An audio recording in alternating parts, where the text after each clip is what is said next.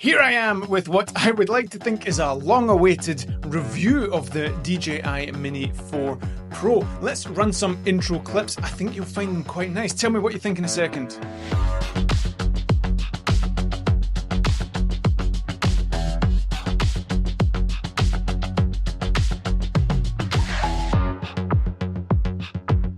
Those colours just popped. Am I right? That was the 10-bit HLG colour profile, something I've never really played around with until now, and I am converted. My mind is blown.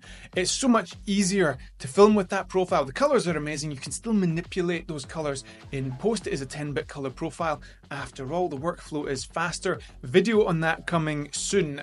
My world has changed. Anyway, putting that aside for a second, I'm going to try and keep this video brief. I think I'm already failing at that objective, so let's talk about the first category.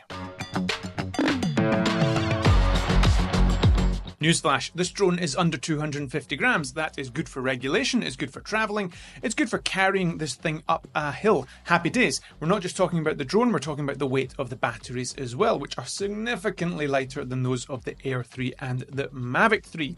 As for the controller, however, we'll get onto the performance of the controller in a second, but I think this controller is big for a mini drone. It doesn't comfortably fit in a pocket. That has implications when you're doing active track maneuvers and such like. I know, I'm sounding a little bit ungrateful here, but it's a big controller. We have the same 5.5-inch 700 nits brightness screen that we had on the predecessor controller. External antenna to help us with the 04 image transmission between the controller and the drone. More of that in a second. A new faster chip in there, according to DJI, which apparently makes things faster. I didn't have any problems with the first controller. I do enjoy the internal storage in there. We do a lot of screen recordings, so that is very helpful. The 04 image transmission from this camera to this controller is fantastic. Now, obviously, I didn't try and fly at 20 kilometers, but where I do appreciate it is if I'm flying in interference-impaired environments. So in a car, for example, I often sit in the car and fly the drone. Not only do I get better range, even when I'm surrounded by metal and interference, but the 1080p 60 frames per second video feed that I get on this controller is solid and really nice to fly with. On paper, the Mini 4 Pro is not that much slower than an Air 3 or Mavic 3, but the flight experience is quite different. If you're in windy conditions, you can be flying forwards full speed on this thing and going nowhere. My sense is that the Air 3 and the Mavic 3 have something left in the tank. They can achieve their top speeds not only in absolute optimum conditions where there's not a puff of wind, they just have that little bit left over, whereas the top speed that the Mini 4 Pro can achieve has to be in those very kind of special cam conditions. Whether or not that matters to you is another matter, but I have to say, if you check out our Air 3 review and you see what I put that drone through at the top of a mountain, you'll see that we could never have taken this Mini 4 Pro up in those conditions. All that being said, the wind resistance and stability of this drone is incredible for such a light drone. You'll be watching it and it'll be bobbing around, but actually the footage that you get back is pretty stable. The Mini 4 Pro is spectacularly quiet. When it's about 10 meters away, you can't even hear the thing, which is fantastic for reducing disturbance. No one could say you're spoiling their day out by flying this. You wouldn't even hear it, especially if it's up in the air a little bit. In my own experience, drawing attention to yourself while flying a drone has zero upside, so the fact this is so quiet and so discreet is a huge selling point.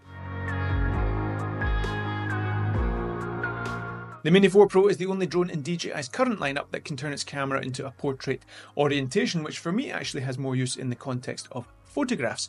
First of all, sometimes the composition just makes more sense in a vertical format. It just inspires you more at the time of shooting. Second of all, when it comes to taking panoramas, sometimes it is too windy for this camera to take panoramas. So one workaround is to switch the camera into vertical orientation and take a whole bunch of photographs manually and stitch them together in post.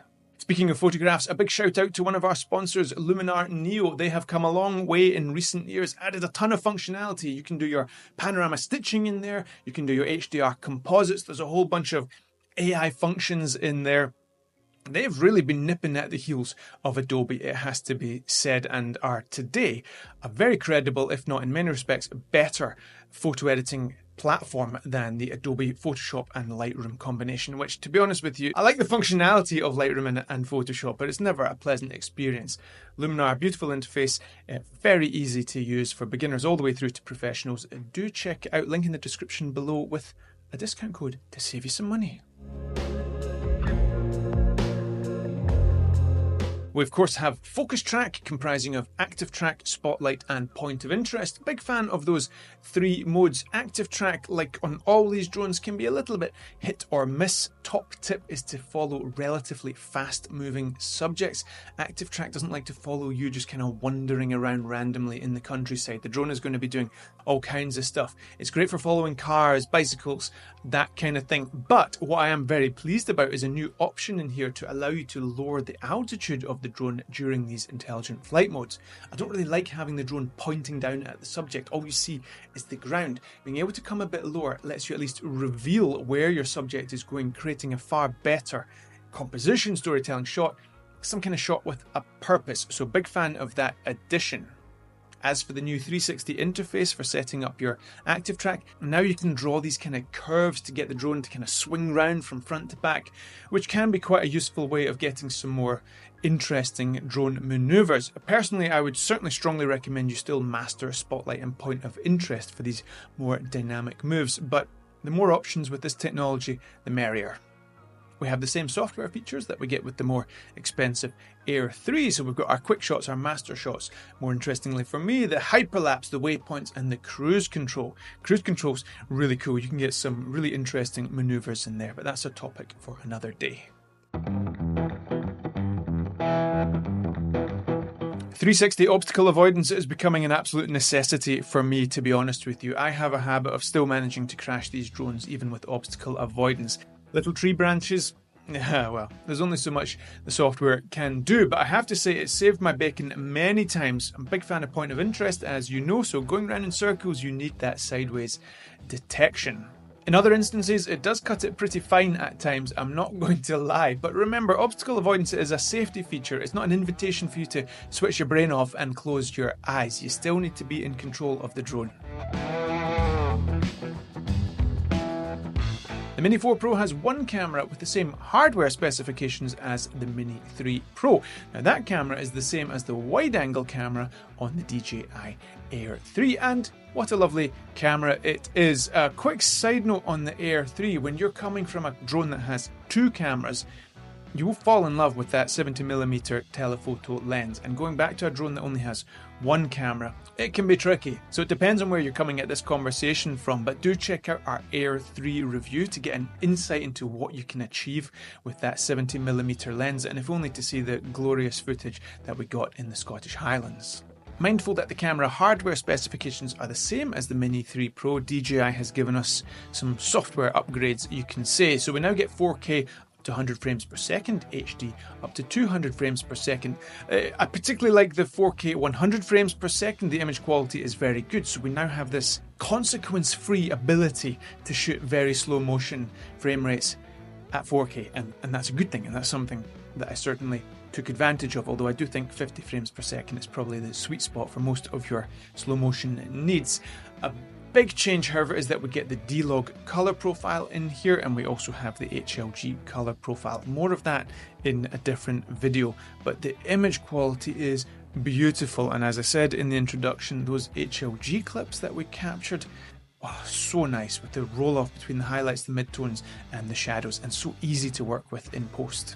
I don't really fly when it's dark, but to give you an example of what this 1/1.3 inch sensor and f1.7 aperture can achieve in terms of gathering light, here there wasn't enough light for the obstacle avoidance sensors to work. It was getting properly dark. Now we're only down on a 1/100th of a second shutter. If it got even darker, we could get down to 1/50th of a second to let even more light in, and this is without having to crank the ISO and potentially introduce some digital noise into the image.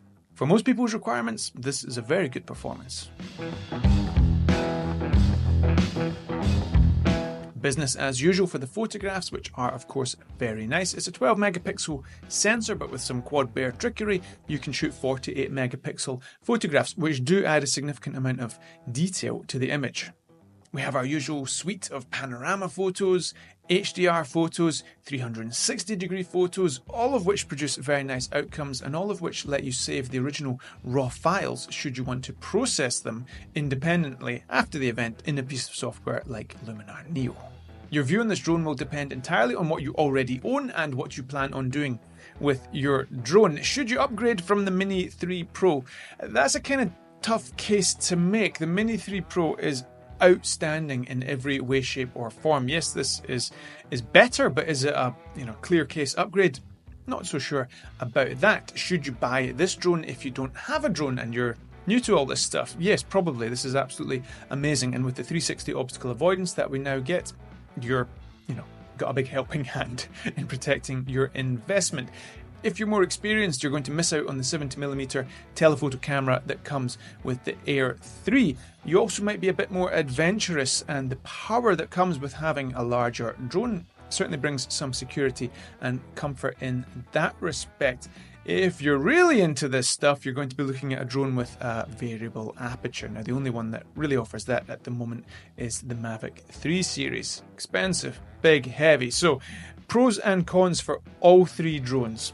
Get yourself a copy of our drone comparison chart so you can look through all the specifications and make up your own mind as to what's important for you. Don't forget to grab yourself a copy of our free ebook From Drone Zero to Drone Hero with 37 tips to get you flying like a filmmaker.